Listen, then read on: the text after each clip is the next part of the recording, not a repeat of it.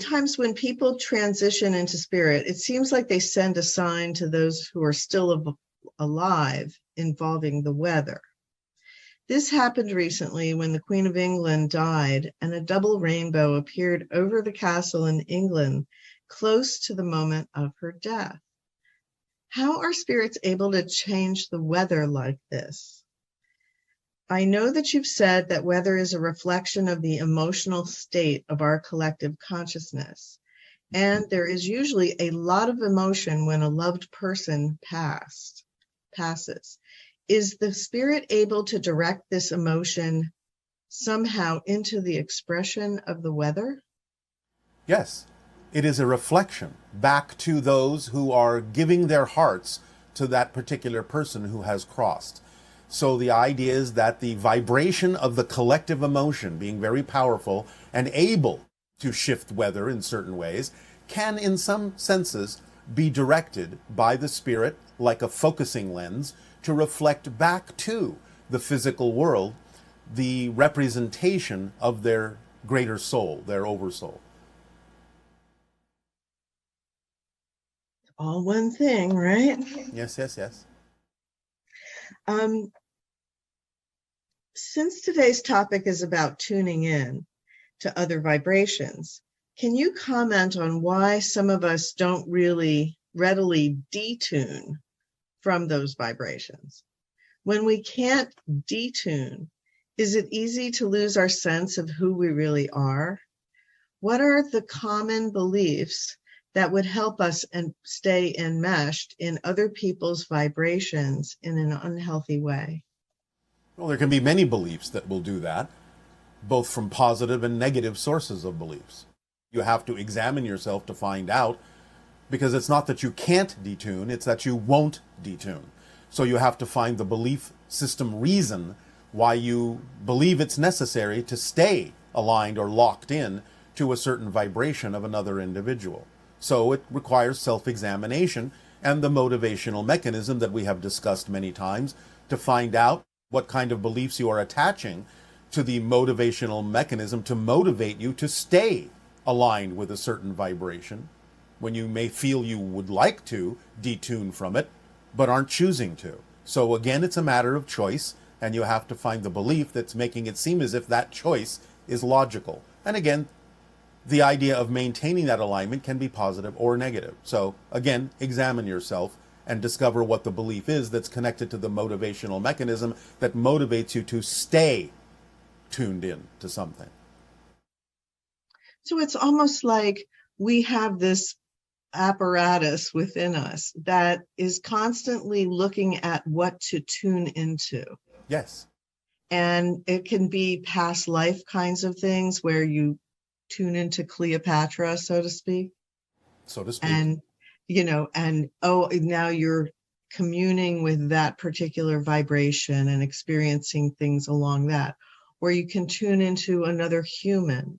Yes. And you can use it any way you want. Like, even if you tune into a very positive human, you could use that in a negative way by having self-worth issues in comparison to another vibration. Absolutely. Remember, your greatest power is the freedom to choose.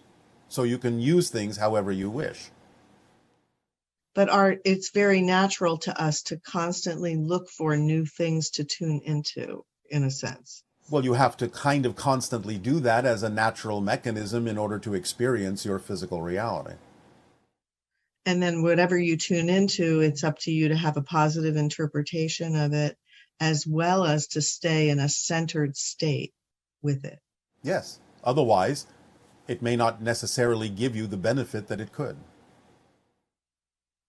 So that's your precision with the formula. Always.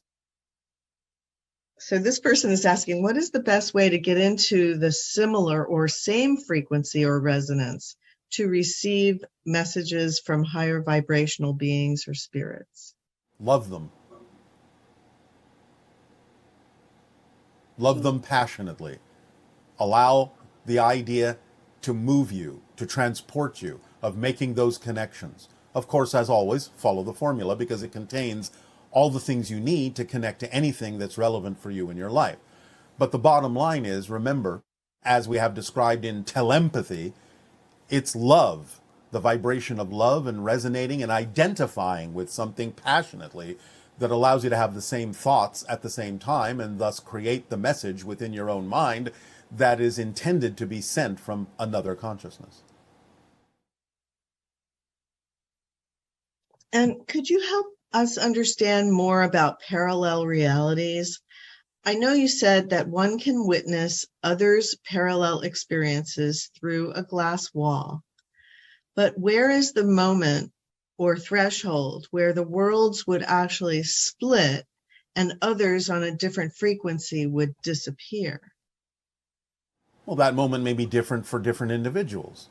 The timing is up to you based on a number of different belief systems in terms of your participation in the collective and what purpose that serves, and your participation as an individual and what purpose that serves. So it will be slightly different for everyone, but you'll know the moment when you no longer find that you are able to interact in any way, shape, or form with those who were vibrationally incompatible with you. And as far as the idea of the glass wall, is there a way we can get a stronger grip on that idea, that it's not a denial of a reality, but rather it's a recognition that... If it was a denial, you wouldn't be able to see through it. So if we see something happening in our reality that we find unhappy, war, things like that, that are brought to us through a television, so to speak. Yes. Where is the glass wall there? Right there, in between you and what you are observing. The idea is, again, the glass wall is there and transparent for now because it still gives you the option from your side to decide how you want to relate to that, what you're seeing, what you're observing. And it gives the other side the option to decide to either relate or not relate to you who are observing it, and based on whatever living example you're giving of another option for them. So right now, the wall is transparent so that you can have two-way communication and decide for yourselves where you want to wind up, where you want to land in terms of the vibrations you prefer. Therefore, they become more and more opaque, in a sense, as you move on and as you detach from that reality. And that's why you can no longer interact with those individuals, because you can no longer view them. You can no longer see them. You can no longer observe the options that they're giving you because they're not vibrationally compatible with the options that you've chosen. So the glass wall becomes more opaque over time. And thus you wind up only shifting to a reality where you only see vibrational reflections that are at least similar to what it is you prefer. But right now, the walls are transparent to give you the option to choose and the option for others to choose what they see in you. And this idea that for centuries, humans were not able to watch a TV screen of any kind and see realities that weren't in their present environment.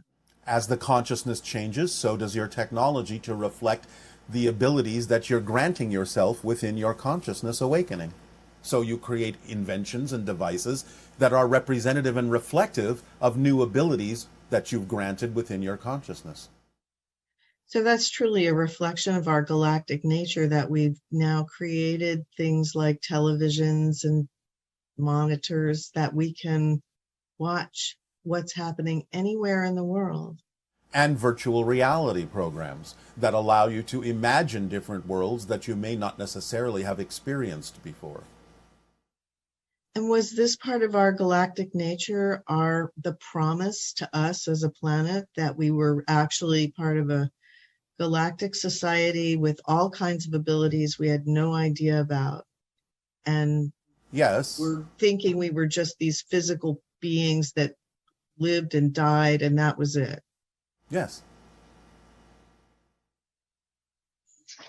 Anything else you could say about the promise? It's not a promise in the way that you mean it.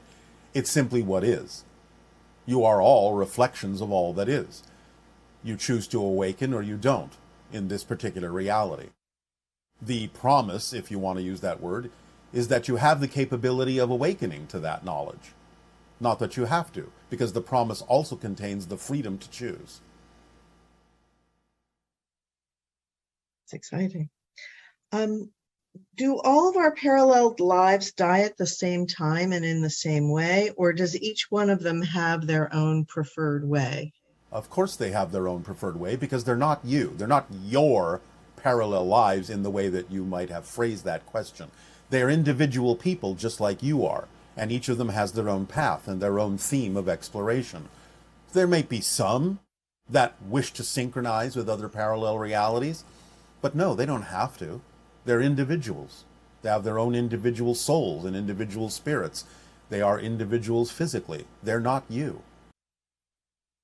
This person is saying that they had a dream where they saw a person that was made up not of flesh and bones, but of little light spots like fireflies. Can you tell if there's a specific meaning when people see others like that? Well, you are seeing an astral form, a light body form. You are also seeing it represented in the way of many different dots of light, being that each individual soul comes from an oversoul that contains many different souls. So you're seeing the potentiality of all the connections that that particular individual may have in connecting to other parallel realities, oversouls, and so on and so forth.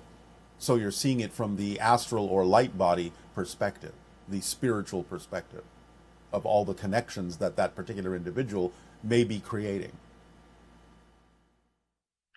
And since only part of us is expressed in the physical, when we transition, do the rest of ourselves meet ourselves?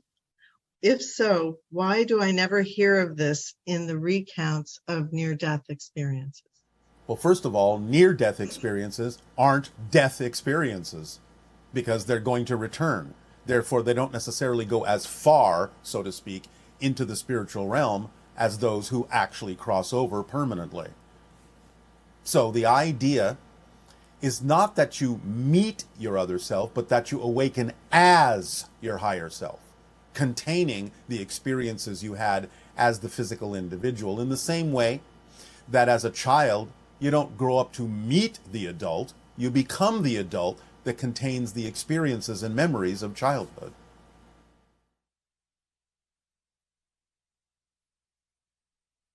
Since 1991, you've often mentioned the 330 cycles per second as being the threshold. No. 333,000 cycles per second is the threshold between physical and non-physical reality.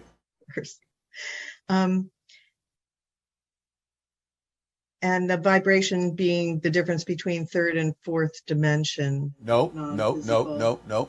Between third, fourth, and fifth. Remember, you are in the fourth dimension. The idea is that fourth density is a higher version of physical reality, which is still the fourth dimension. The threshold of 333,000 cycles per second between physical and non-physical is the threshold between the idea of the fourth and fifth densities, or fourth and fifth dimensions, fifth dimension being non-physical, because fourth dimension can still be physical, and fourth density is the highest level of it. I see. So is it possible to design a device using 333,000 cycles per second or higher frequencies to communicate with non-physical beings in the spirit realm? Yes. Do you want to expand on that? No. And this person asks, if I see the time is 11:10, is it a cheat if I stare at it until it turns to 11:11? Is that just my guide who knows I'm a little bit dense at times, getting me aligned for the synchronicity? Or maybe they know I'll pause and think about all of this. In a sense, all of the above, but I wouldn't call it a cheat. I'd call it a game that you're playing with your higher mind. Okay. What kinds of sounds help us better connect with others, physical and non-physical? The ancient traditional Om can do so, and that's why it exists, and that's why it's acknowledged worldwide as a vibration that might represent the kind of connection you're talking about to the collective or other individuals. But again, in meditations, as a permission slip, you might find that another particular variation of a vibration will work better for you. But universally, the idea of the Om can also help. But it's up to you to decide what you're attracted to. Some people find it will work with a different kind of a bell or another kind of a sound. Maybe even the sound of the ocean, or what you typically call white noise, might work better for some individuals. It's up to you to decide what works for you. If all our parallel lives are happening right now, how can a spirit tell which one is the next one? For example, when someone is given a prediction that says that this individual died and he will be coming back and reincarnating at a certain time, is that realistic or? Well, it's an expression that you understand. In other words, as we have said, reincarnation is an experience that a soul can create. But it's not that the spirit has to choose, because every individual in a parallel reality has their own soul, has their own spirit. So the idea isn't that there isn't just one spirit that has to choose from all of these different parallel reality ideas or different experiences. Every reality has its own complete set of individuals, including the non-physical ones. But the idea is that someone can say, well, I'm going to have an experience of reincarnation in your year of 2024, or whatever year, because again, that's an experience they are choosing to have within their own consciousness. And so they're sort of simply relating to you the idea of the different pattern of focus and perspective that they're creating or will create for themselves, linearly speaking, in linear terms. Okay, thank you. Yeah. This individual would like to know, how do I get into the gamma state more often?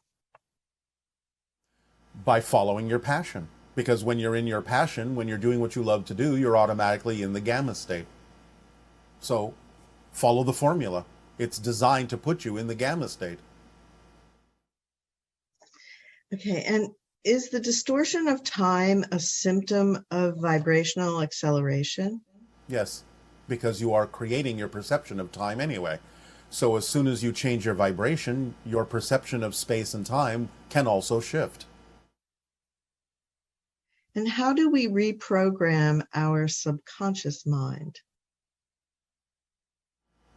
To do what? It's not elaborated upon. Oh, all right. Well, again, as you change your belief systems, your subconscious mind, which in a sense is the mediator between the unconscious and conscious physical mind, in terms of what belief systems it opens up you to, so you can examine them and explore them and so on and so forth. So when you change any belief that has been passed to you by the subconscious mind, then the subconscious mind can also act as a more open filter to allow more belief systems from the unconscious mind to come through for the physical mind to, shall we say, deal with or transform. So by changing what the conscious mind and its relation to belief systems is all about, you also change what's going on in the subconscious mind, which is simply doing its duty of transferring things from the unconscious to the conscious mind. The subconscious mind is more like a pass-through rather than a reservoir. It's the unconscious mind that's the reservoir. The subconscious mind is the valve through which things in the unconscious can pass through to the conscious mind to be examined, explored, and perhaps transformed. Okay, and how can I tell the difference between a negative belief generating a negative feeling versus old negative energy releasing itself from the system? Or is a negative belief always responsible for every negative feeling? Well, you've kind of said the same thing, because all you're talking about is a process of releasing negative beliefs that might allow you to feel the negative feelings. So you're talking about a process of knowing that the negative belief created the negative feeling, but are in the process of letting it go, and therefore may feel it temporarily until you truly let it go and the feeling transforms. So you're really talking about different phases of dealing with a negative belief that is creating a negative feeling. But it's always a negative belief that generates a negative feeling whenever you have a negative feeling.